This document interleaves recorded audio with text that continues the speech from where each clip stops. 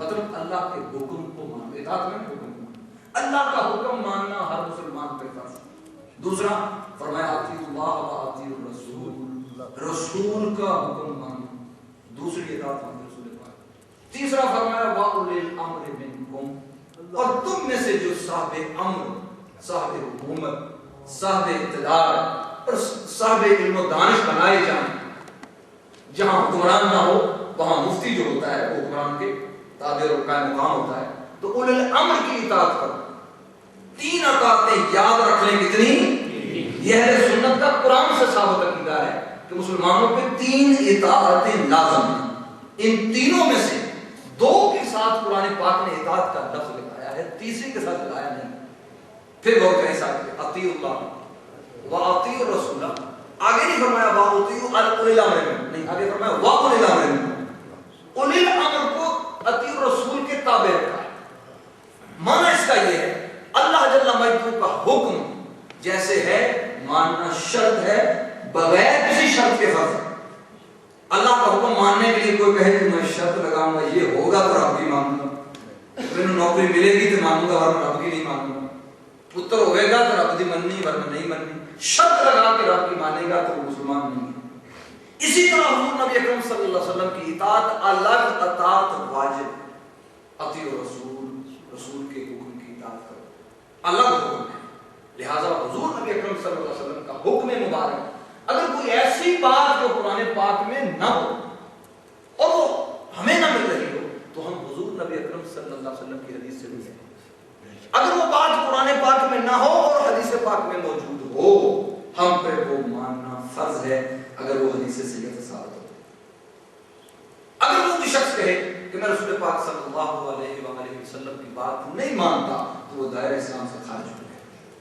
تیسری اطاعت فرمایا واولی الامر منکم، لیکن یہاں الگ لفظ اطاعت نہیں لگایا، اس کا معنی یہ ہے کہ اس کی اطاعت تب لازم ہے اگر پہلی دو اطاعتوں کو یہ خود مانتا، حکمران ہو، مفتی ہو، کچھ بھی ہو، اگر وہ خود اللہ اور رسول کا فرما بردار ہے تو لائق اطاعت ہے، اگر وہ اللہ اور رسول کا خود نافرمان ہے تو اس کے متعلق حضور نے فیصلہ فرما دیا ہے لا طاعت لمخلوق فی معصیۃ الخالق، کہ مخلوق میں سے کسی کی اطاعت اگر وہ خود اللہ کا نافرمان ہے تو کسی پہ اس کی اطاعت لازم نہیں ہے۔ لہذا یہ تیسرا ہے، مگر اطاعتیں تین لازم ہیں۔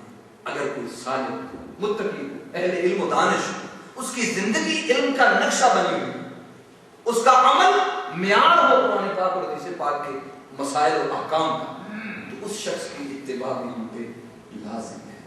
اس لیے ہم تقلید کے اہل سنت قائل ہیں کہ تقلید یہ تیسرے نمبر پہ آتی ہے۔ تقلید تیسرے نمبر پہ کیوں آتی ہے؟ اس کی تقلید لازم ہے جب اللہ اس کے رسول کا فرمان بردار ہے۔ لہٰذا یہ وہ پورا مضمون ہے۔ ہمارا جو سبجیکٹ ہے آج کا وہ یہ ہے کہ حضور صلی اللہ علیہ وسلم کے حکم کی اطاعت واجب ہے۔ اس لیے اس کی دلیل جو سب سے بڑی آپ کو یاد کروانا چاہوں گا، ہم اہل سنت ہیں، ہم اہل سنت ہیں، ہم عشق رسول پاک صلی اللہ علیہ وسلم پہ زور دینے والے ہیں، ہم ذات نبوی صلی اللہ علیہ وسلم کی حیات کے، فضائل کے، عظمتوں کے گن گاتے ہیں اور حضور کی غلامی کا دم کرتے ہیں۔ اس لیے بات یاد رکھیں، ہمارے اندر ہی کچھ ایسے لوگ ہیں، میں اس لیے سیدھا کر رہا ہوں، ہمارے اندر ہی کچھ ایسے لوگ ہیں، نام ان کا بھی اہل سنت والجماعت ہے، مگر وہ کہتے ہیں رسول اکرم صلی اللہ علیہ وسلم وصال فرما گئے۔ اب وصال کے بعد وہ قبروں میں استغفر اللہ العظیم کہتے ہیں، قبر میں نہیں سنتے، نئی بات پہنچائی جا سکتی۔ اب رسول پاک صلی اللہ علیہ وسلم کی طرف رجوع کرنا یہ اہل سنت یا مسلمانوں کو ضرورت نہیں، بس حدیث کافی ہے، بس حدیث کافی ہے، اور انہوں نے اپنا نام بھی اسی طرح رکھ لیا کہ ہم اہل حدیث ہیں فلاں فلاں۔ ٹھیک ہے، نام کیوں رکھ لیا اہل حدیث؟ پتہ چلا کہ ہم رسول پاک کی طرف نہیں جاتے، حدیث کی طرف جاتے ہیں۔ مگر یاد رکھ لیں، یہاں اس کی بھی خرابی میں انکار کر رہا ہوں کہ ہم صرف حدیث کو نہیں مان سکتے۔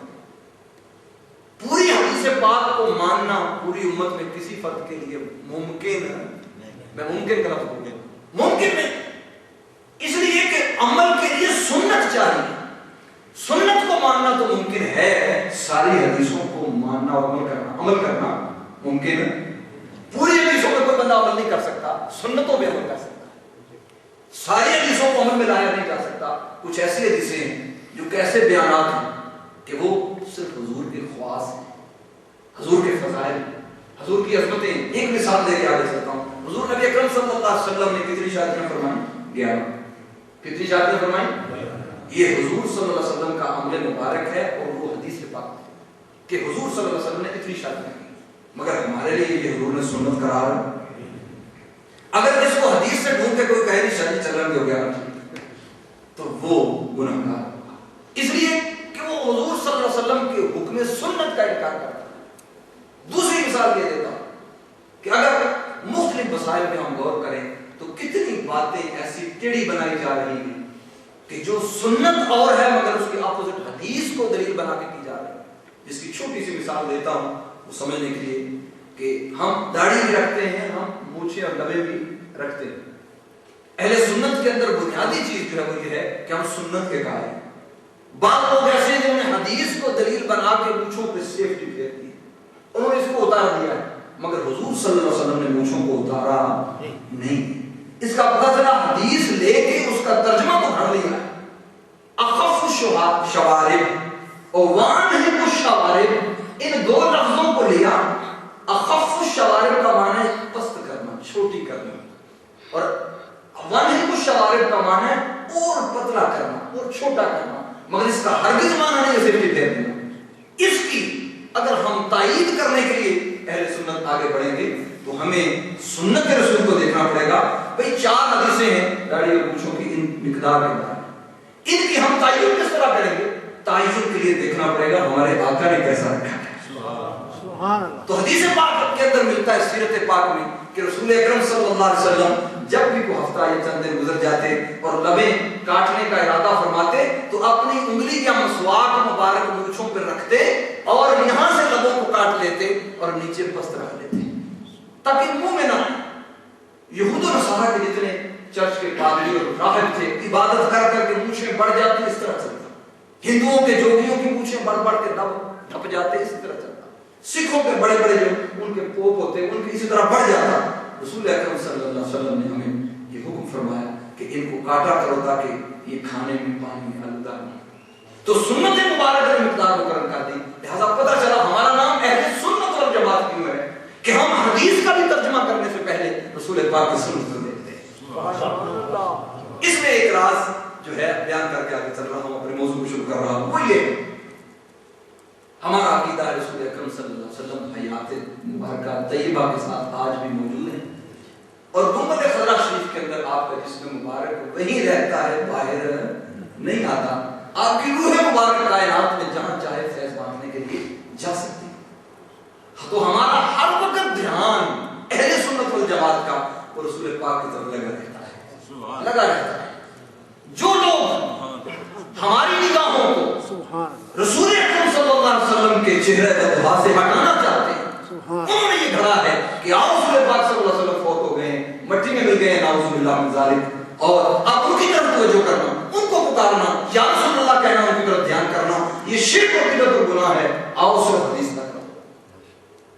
انہوں نے دروازہ کھولا ہے ہمارے نام ہمارے لیتے ہیں, وہ بھی کہتے ہیں ہم بھی حنفی سنی ہیں, مگر کرتے کیا ظلم ہے ہمارے اوپر کہ رسول اکرم صلی اللہ علیہ وسلم کے چہرہ ٹکڑا اور بددعا سے ہماری نظریں ہٹا کے فقط حدیث تک روکنا چاہتے ہیں. انہوں نے دروازہ کھولا ہے جب قادیانی پیدا ہوا. انہوں نے دروازہ کھولا ہے کہ اب وہ نہیں رہے, اب حدیثوں کو مان لو, یہاں سے نکال لو. انہوں نے دروازہ ذرا سا سرکایا, قادیانی چھلانگ مار کے اندر آ گئے. لہذا اہل سنت والجماعت کا عقیدہ یہ ہے کہ اب مسلمانوں کے دل میں اگر تصویر رہے گی تو تصویر مصطفیٰ رہے گی اور کوئی نہیں جائے. سبحان اللہ, ماشاءاللہ. ہر وقت ہر مسئلے کے لیے ماشاءاللہ مسلمان کو جب بھی کوئی تکلیف ہو تو اس کی دھیان اور نظریں مصطفیٰ کی طرف. سبحان اللہ. میرے آقا کیسے, ماشاءاللہ, میرے آقا کی شان کیسے, اگر ہماری نظریں وہاں سے ہٹ کے علم اور کتاب پہ رک گئی تو ہم پردے میں آ جائیں. یاد رکھیں اس کی دلیل سیرت صحابہ سے اثر رہا. رسول اکرم صلی اللہ علیہ وسلم نے اپنے وصال مبارک تک علماء تشریف فرما ہے قرآن پاک کو شائع نہیں کیا. کتاب بنوا کے باقاعدہ صحابہ میں گھر گھر بانٹی نہیں. جاؤ لے جاؤ قرآن پاک, پڑھا کرو, تلاوت کرو, سمجھو, خود ہی سمجھو. مفکرین اسلام اور اہل سنت نے اس کا